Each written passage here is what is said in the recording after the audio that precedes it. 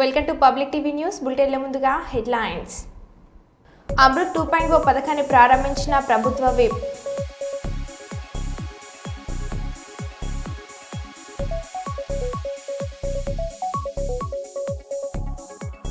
డొక్క సీతమ్మ మధ్యాహ్న భోజన పథకాన్ని ప్రారంభించిన ప్రభుత్వ whip MLC doctor కంచెల Srikanth.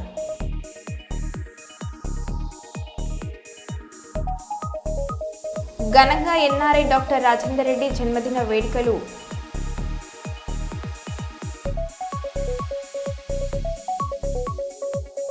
Adoni ప్రభుత్వ జూనియర్ కళాశాలలో మధ్యాహ్న భోజన పథకాన్ని ప్రారంభించిన TDP Meenakshi Naidu, Janasena party incharge Mallappa.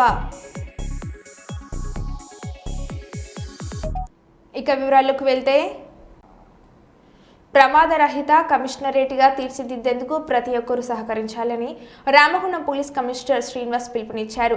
Road భద్రతా మాసోత్సవాలలో భాగంగా రామగుండం పోలీస్ కమిషనరేట్ ఆధ్వర్యంలో ఫైర్ రన్ చేపట్టారు. ముందుగా పోలీస్ గౌరవ వందనం స్వీకరించిన సిపి అనంతరం శాంతి కపోతాలను ఎగురవేసి ఫైర్ రన్ను ప్రారంభించారు. కమిషనరేట్ కార్యాలయం నుండి మున్సిపల్ కార్యాలయం మీదుగా గాంధీ చౌరస్తా వరకు ర్యాలీ నిర్వహించారు.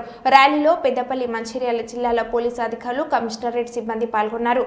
ఈ సందర్భంగా సిపి మాట్లాడుతూ ప్రతి వాహనదారుడు తప్పనిసరిగా హెల్మెట్ తో పాటు సీట్ బెల్ట్ ధరించాలని సూచించారు. అలాగే మద్యం సేవించి వాహనాలు నడపవద్దని, గత ఏడాది కాలంలో డ్రంక్ అండ్ డ్రైవ్ లో పట్టుబడిన వాహనదారులు 13 కోట్ల రూపాయల జరిమానాలు చెల్లించినట్లు సిపి తెలిపారు.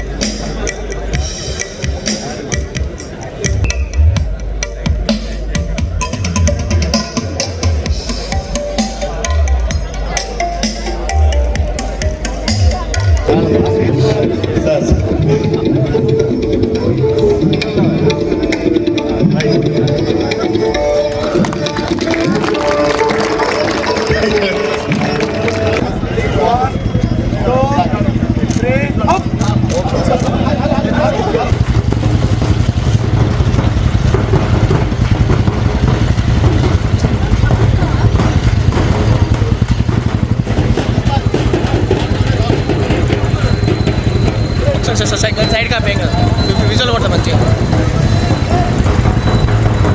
సైడ్ ఆ పెంగల్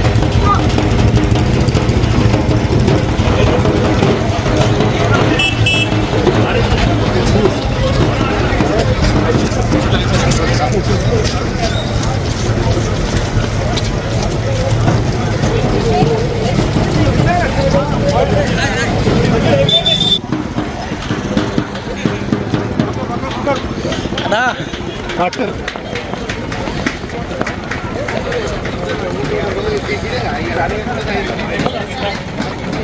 హాయ్ మేకల్ కాంటే స్టూలు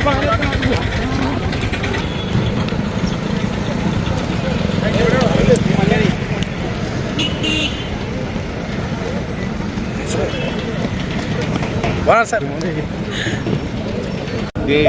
ఈ జనవరిలో రాష్ట్ర వ్యాప్తంగా మనము ట్రాఫిక్ మాసోత్సవం ఏర్పాటు చేసుకున్నాము. దీంట్లో భాగంగానే ఇక్కడ రామగుండం కమిషనరేట్ పోలీస్ శాఖ ఆధ్వర్యంలో ఒక 5K రన్ మొదలెట్టాము.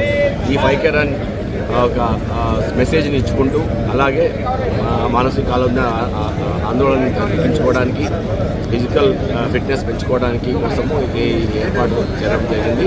ఈ మాసంలో మొత్తం కూడా డిఫరెంట్ రకాలుగా ట్రాఫిక్ అవేర్నెస్ ప్రోగ్రామ్స్, తర్వాత పబ్లిక్ మీట్స్, తర్వాత ఎలక్యూషన్ కాంపిటీషన్స్, రైడింగ్ కాంపిటీషన్స్ ఇవన్నీ జరుగుతాయి డిఫరెంట్ స్కూల్స్లో, కాలేజెస్లో.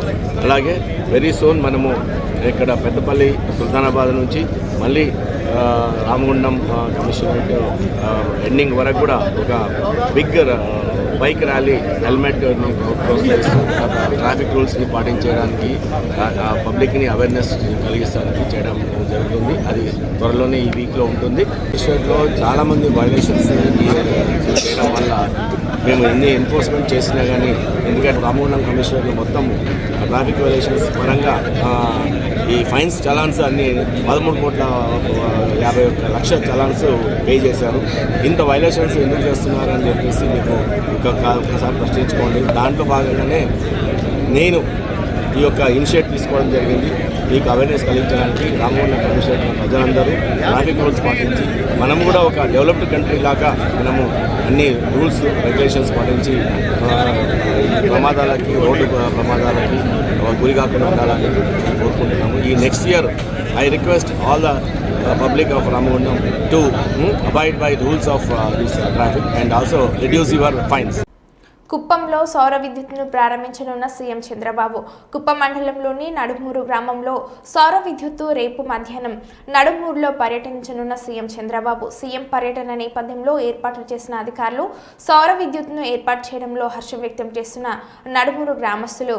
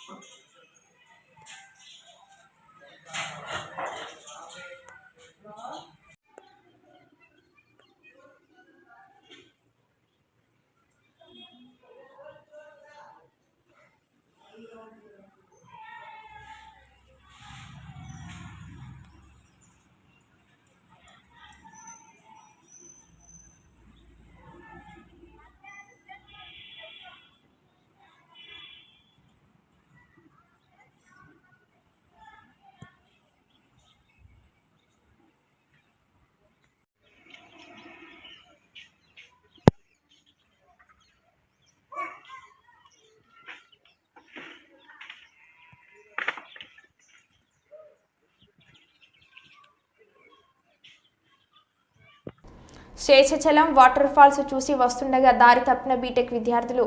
తప్పిపోయిన అర్హూరులో అక్కడ ఉన్న వాగులో పడే ఒక విద్యార్థి మృతి, మరో 5గురిని రక్షించిన కోడూరు పోలీసులు.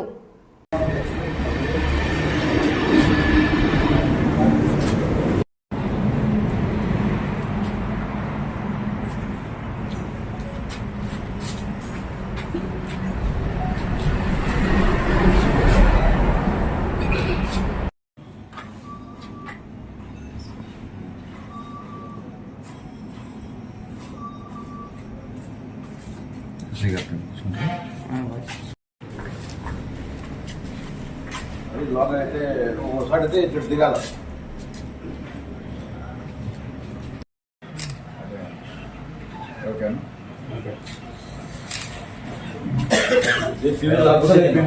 మాది శ్రీకాళహస్తి. మేము ఒక 6 మంది ఫ్రెండ్స్ అందరం కలుసుకొని వచ్చాము అక్కడ గుంజనా చెరువుకి. చెరువు దగ్గరికి వెళ్ళాము, బైక్స్లోనే వెళ్ళాము, అందరము వెళ్ళాము, ఇంకా మునిగినాము. కానీ లోతు ఎక్కువ వల్ల కాల్ చెప్పి చిన్న లోతు లాంటి దాంతో అబ్బాయి మునిగిపోయాడు. అప్పటికి బయటకు తీశాడు, కాకపోతే కొంచెం లేట్ అయిపోయింది, 3 minutes పైన. తీసిన తర్వాత ఫస్ట్ ఎయిడ్ చేసాము, అయినా లాభం లేకుండా పోయింది. ఇంకా తర్వాత పోలీస్ కాల్ చేస్తే వచ్చి తీసుకొని వచ్చారు బయటకు అడవిలో నుంచి.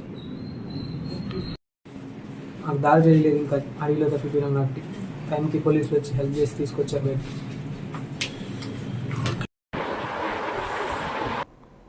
కర్నూలు జిల్లా ఓర్వకల్ మండలం పాలకొలను గ్రామంలో సీఏ సుధాకర్ రెడ్డి చేసే దుర్మార్గులపై కఠిన చర్యలు తీసుకోవాలని ఎస్సీ ఎస్టీలకు రక్షణ కల్పించాలని గ్రామానికి చెందిన కాశీపోగు సోమన్న, రవికుమార్, రమేష్ గ్రామ ప్రజలు అధికారులకు విజ్ఞప్తి చేశారు. ఈ మేరకు రమేష్ మాట్లాడుతూ గ్రామంలో దాదాపు 1000 మంది ప్రజలు ఉన్నారని, గ్రామంలో ఎక్కువ శాతం ఎస్సీల జనసంఖ్య ఎక్కువగా ఉందన్నారు.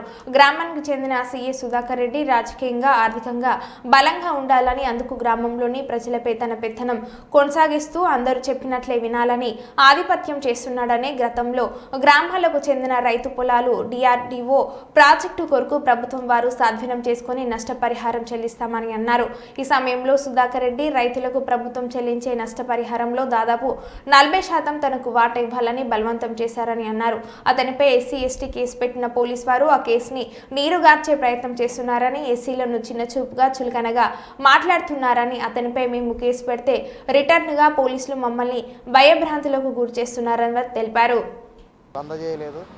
అయితే ఈ ఎవరైతే అక్యూజ్డ్ పర్సన్ సీఎన్ సుధాకర్ రెడ్డి ఉన్నాడో, ఈయన ఎలక్షన్ ముందు ఓటు వేయలేదనే ఉద్దేశంతో రామచంద్రుడు అనే వ్యక్తి ఇంటికి పవర్ కనెక్షన్ ఇవ్వకుండా చేస్తున్నాడు.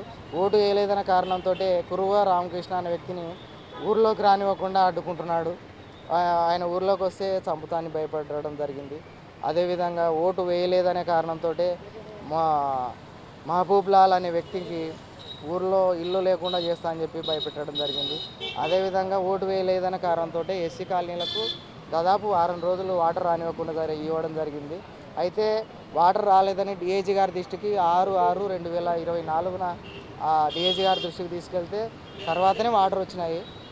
అంటే ఈయన పవర్ ఆ విధంగా పనిచేస్తుంది.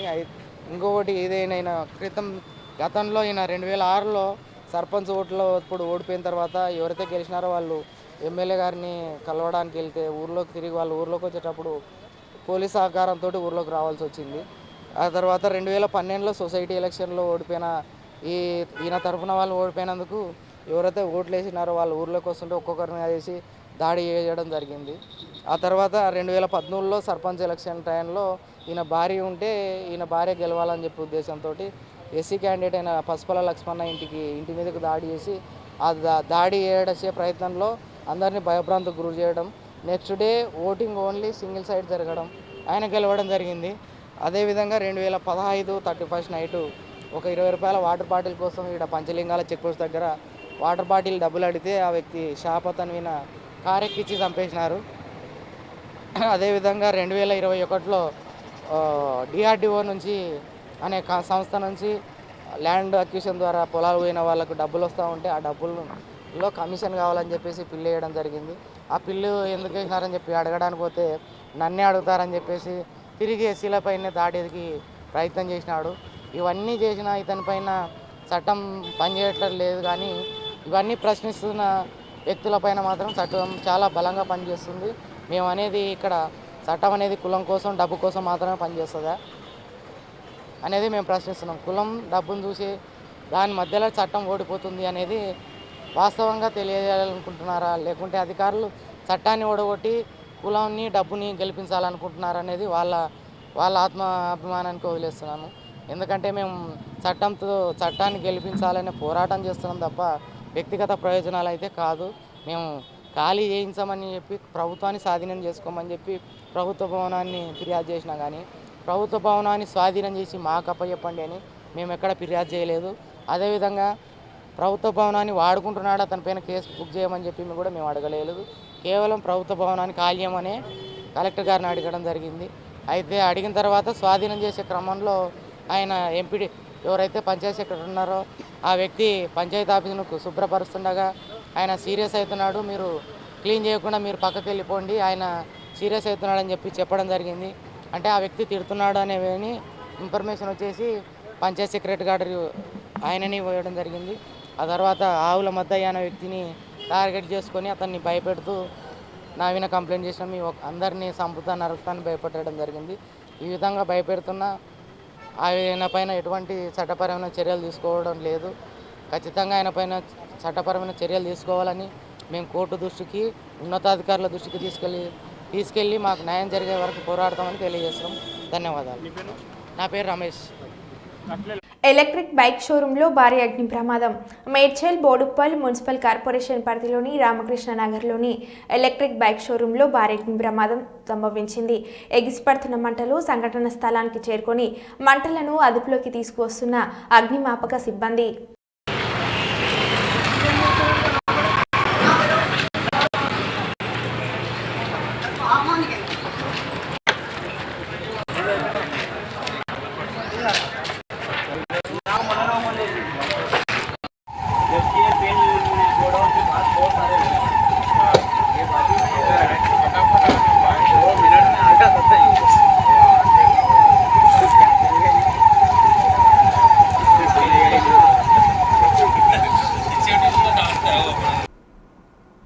ఏలేశ్వరం ప్రభుత్వ జూనియర్ కళాశాలలో శ్రీమతి డొక్క సీతమ్మ మధ్యాహ్న భోజన పథకాన్ని స్థానిక ఎమ్మెల్యే వరపుల సత్యప్రభ చేతుల మీదుగా లాంఛనంగా ప్రారంభించారు. ఈ కార్యక్రమానికి ఎమ్మెల్యే సత్యప్రభతో పాటు జనసేన ఇన్ఛార్జ్ వరపుల తమ్మయ్య బాబు ముఖ్య అతిథులుగా హాజరయ్యారు. కాలేజీ అధ్యాపక సిబ్బంది ఎమ్మెల్యే సత్యప్రభకు స్వాగతం పలికారు.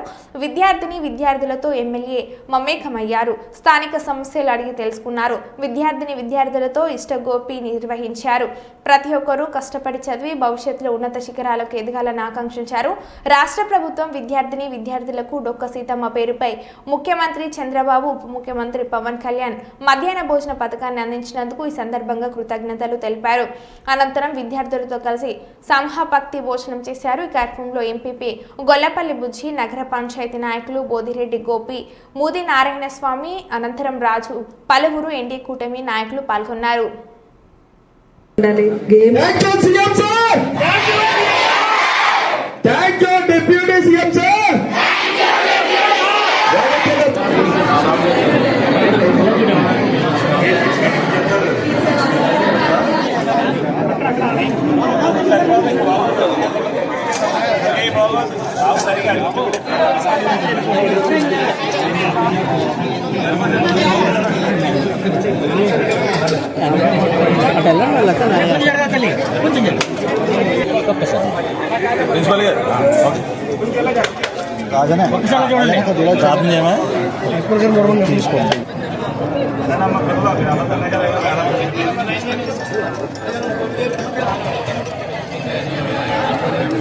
అందరికీ నమస్కారం.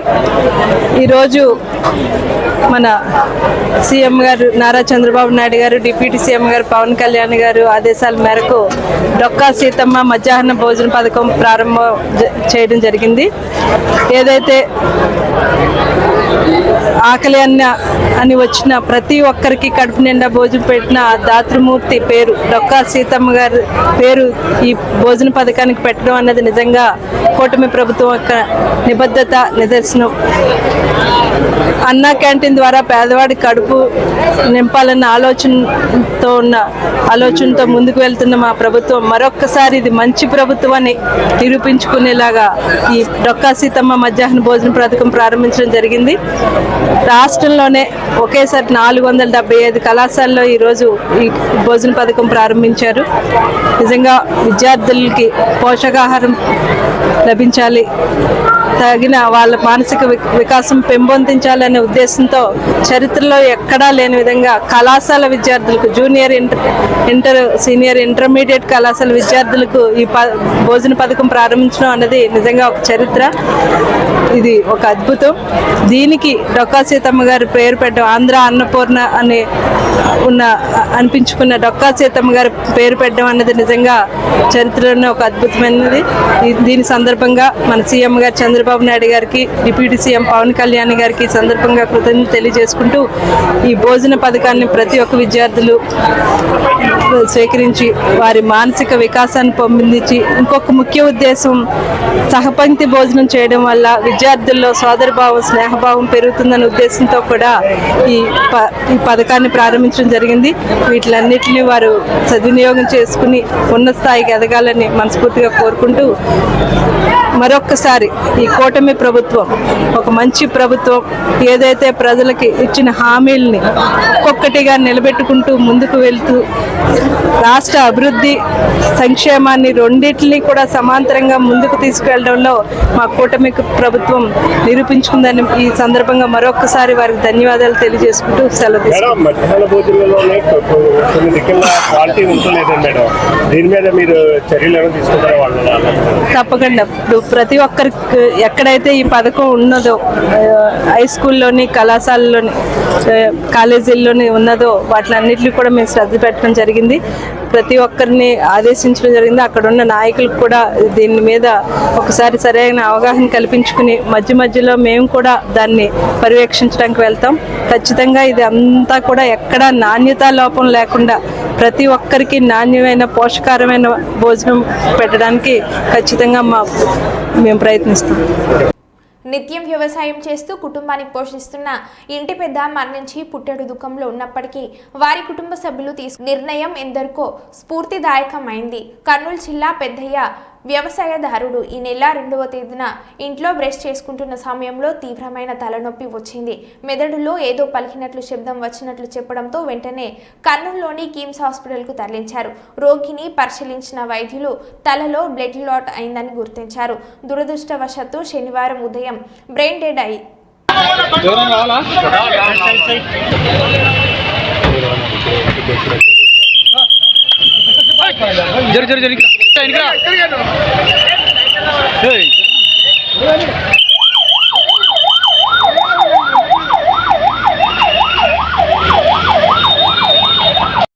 శ్రీకాకుళం జిల్లా కోటబొమ్మాలి మండలం కస్తూరిపాడు గ్రామంలో దశాబ్ద కాలానికి మించి ఈ అమ్మవారు కొలువై ఉన్నారు. భక్తులు కోరిన కోరికలు తీర్చే కొంగు బంగారం ఈ అమ్మవారు. కోటబొమ్మాలి నుండి శ్రీ ముఖలింగం వెళ్లే మార్గంలో ఈ అమ్మవారు కొలువై ఉన్నారు. ప్రతి ఏటా కోటబొమ్మాలిలో ఘనంగా నిర్వహించే కొత్తమ్మ తల్లి ఉత్సవాలు నిర్వహించే మొదటి రోజే ఈ అమ్మవారి ఉత్సవాలు కూడా జరుగుతాయి. ఈ అమ్మవారి ఉత్సవాలలో భాగంగా కస్తూరిపాడు గ్రామస్తులంతా కలిసి పర్యాటకులకు సందర్శకులకు విందు వినోదాల విషయంలో తగ్గేది లేదు అనే రీతిలో మధ్యాహ్నం వేళ అన్నదానం కార్యక్రమంతో పాటుగా రాత్రి వేళ వినోద కార్యక్రమాలు ఘనంగా నిర్వహిస్తారు. ఆంధ్రప్రదేశ్ ఎండోన్మెంట్ శాఖ అధికారులు కూడా చొరవ తీసుకొని ఈ ఆలయాన్ని మరింత అభివృద్ధి చేస్తారని కస్తూరిపాడు గ్రామస్తులు ఆకాంక్షిస్తున్నారు.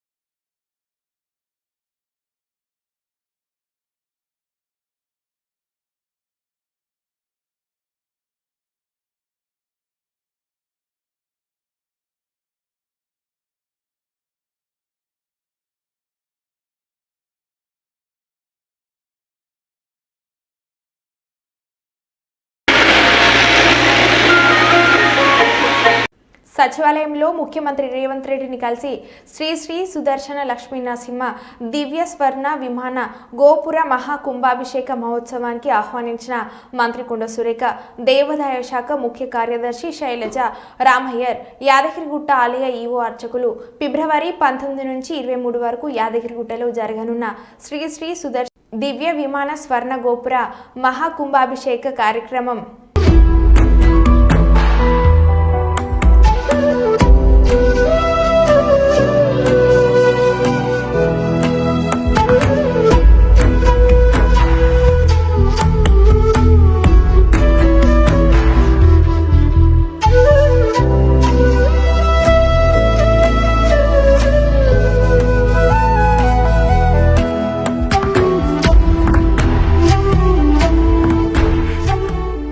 మరో బులెటిన్లో మళ్ళీ కలుద్దాం. Stay tune.